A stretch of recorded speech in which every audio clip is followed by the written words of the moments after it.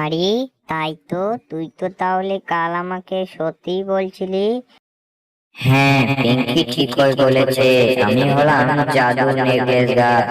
পিঙ্কির সৎ এবং ভালো মনের জন্যই আমি এখানে এসেছি। এবার থেকে তোমরা যত ইচ্ছা তত নেকলেস পরতে পারবে এবং বিক্রিও করতে পারবে। মা, মা, আমাকে একটা নেকলেস কিনে দাও না। আমার সব বান্ধবীদের কাছে নেকলেস আছে, শুধু আমার কাছেই নেই। না রে মা, আমরা যে গরিব, আর তোর বাবাও নেই। আমরা নেকলেস কেনার টাকা কোথায় পাবো? তুই শুধু শুধু জেদ করিস না। আমার কাছে পয়সা এলে তোকে আমি কিনে দেব। এখন আমি চাই অন্যের বাড়িতে কাজ করতে। দেরি হয়ে গেলে যে আমাকে বকাবকি করবে রে। যাই আমি।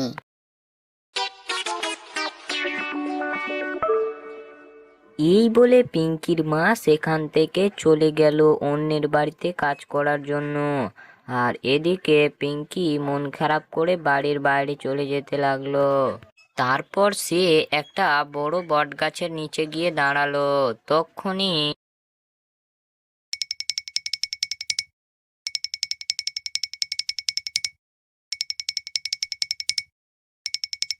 এই ছোট্ট শিয়ালিনী, আমি এই গ্রামে হারিয়ে গিয়েছি আর আমাকে অনেক খিদে লেগেছে।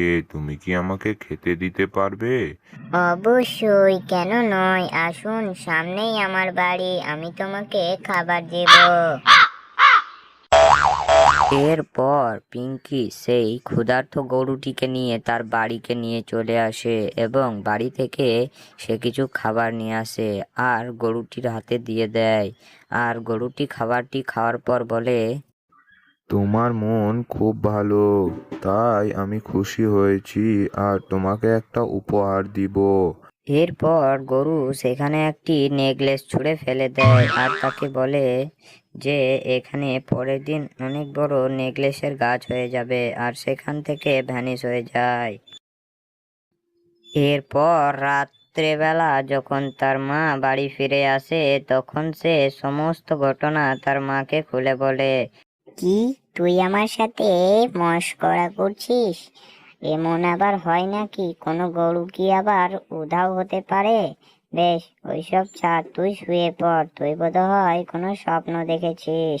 এদিকে ফেলে দেওয়া নেকলেস থেকে সত্যি একটা বড় গাছ হয় আর সেই গাছে অনেক নেকলেস ধরেছিল। পরের দিন সকালে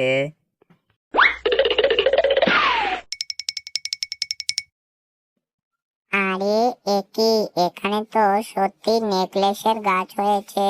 মা, মা, বাইরে এসো, দেখো, সত্যি সত্যি এখানে নেকলেসের গাছ হয়ে গেছে। আরে, তাই তো। তুই তো তাহলে কাল আমাকে সত্যিই বলছিলি। হ্যাঁ, পিঙ্কি ঠিকই বলেছে। আমি হলাম জাদু নেকলেস গাছ। পিঙ্কির সৎ এবং ভালো মনের জন্যই আমি এখানে এসেছি। এবার থেকে তোমরা যত ইচ্ছা তত নেকলেস পরতে পারবে এবং বিক্রিও করতে পারবে। এরপর থেকে পিঙ্কিদের বাড়িতে আর কখনো দুঃখ অভাব আসেনি, আর তারা বাকি জীবনটা আর খুব সুখে শান্তিতে কাটিয়েছিল।